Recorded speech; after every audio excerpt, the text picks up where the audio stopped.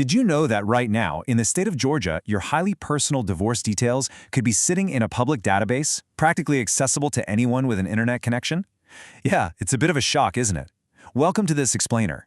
It's a startling reality of Georgia's open record laws. But hey, don't panic. If you need to track down your own paperwork or just want to know who has access to it, you are exactly where you need to be. Today, we're unlocking your divorce journey and showing you exactly how to retrieve and take full control of your divorce decree in Georgia. So, under the Georgia Open Records Act, divorce filings are literally treated as public records. That means anyone, from a nosy neighbor to a local journalist or even a potential employer, can request your divorce details.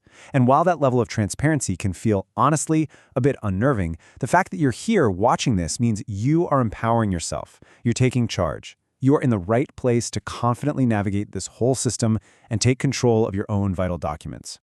All right, so here's our quick roadmap for today. First, we'll get the divorce decree explained. Second, finding the right courthouse. Third, we'll weigh online versus in-person methods. Fourth, overcoming common obstacles. And finally, timelines and alternative solutions. Let's dive in. Section 1. The Divorce Decree Explained. So what exactly is this thing? Well, a divorce decree isn't just some simple certificate. It is a comprehensive, legally binding document that's actually issued and signed by a superior court judge.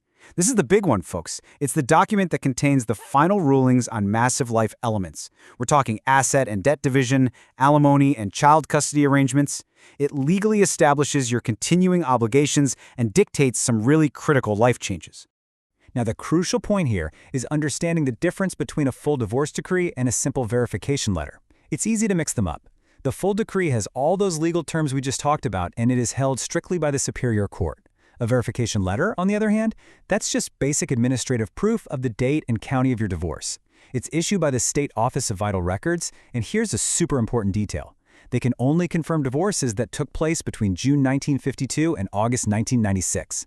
So for the real, enforceable document, you absolutely must go to the court. So you might be asking, why does this matter? Why go through all the trouble? Well, because having an official certified copy of your decree is absolutely mandatory in the real world. You will absolutely need this document if you plan on getting remarried, legally changing your name on your government IDs, enforcing a child custody or support order, updating titles for property and debt division, or proving your marital status for major financial decisions, like securing a mortgage. You really can't move forward without it. Okay, moving on to Section 2, finding the right courthouse. Where is your decree hiding? Here is the golden rule for your search. Your decree lives exclusively with the clerk of superior court in the specific county where your divorce was finalized. Unlike other vital records that might be sitting in some massive centralized state archive, full divorce decrees are strictly maintained at the individual county level. So, if your divorce was finalized by a judge in Gwinnett County, the paperwork stays right there in Gwinnett County. So here's your chronological blueprint to successfully retrieve the document without the usual bureaucratic headaches. Step 1. Identify that specific county superior court. Step 2. Gather a valid photo ID and your exact civil action case number. Step 3. Contact the clerk's office. Actually, a pro tip, many have this info clearly stated right on their websites. And Step 4. Be prepared to pay the required search, copy, and certification fees because, as we all know, bureaucracy is rarely free, right? That brings us to Section 3, online versus in-person methods. Time to choose your method. Now, Georgia has actually made an incredible leap forward here. Through the GSCCA e-certification portal, participating counties allow you to request certified documents 24 hours a day, 365 days a year.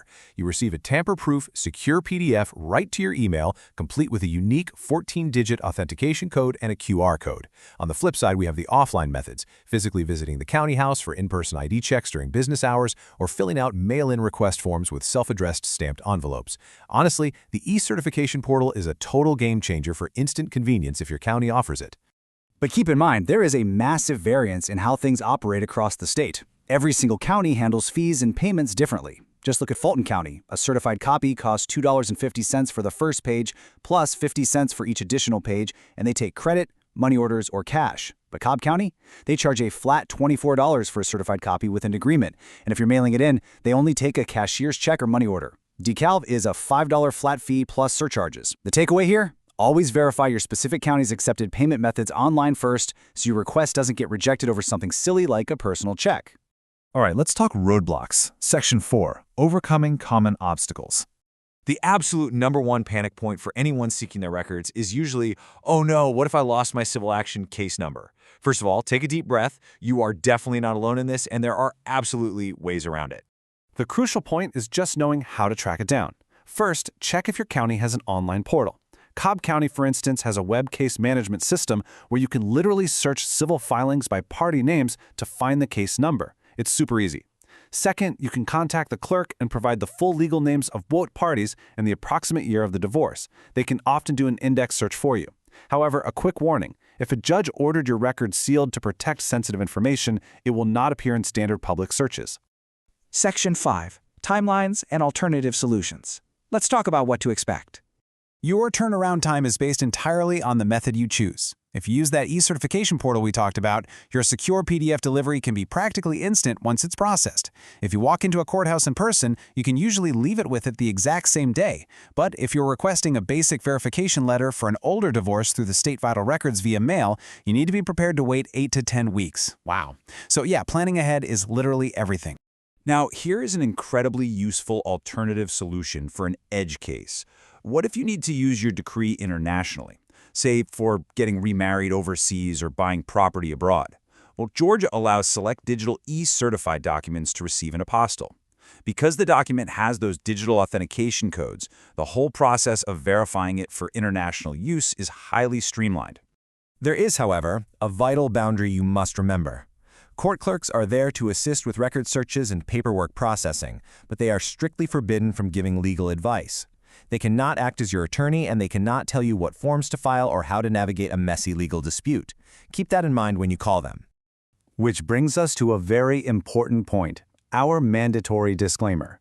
This explainer provides general guidance based on the structural processes of Georgia's court systems.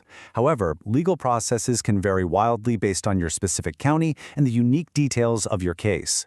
Please always consult a licensed legal professional for advice tailored to your specific circumstances.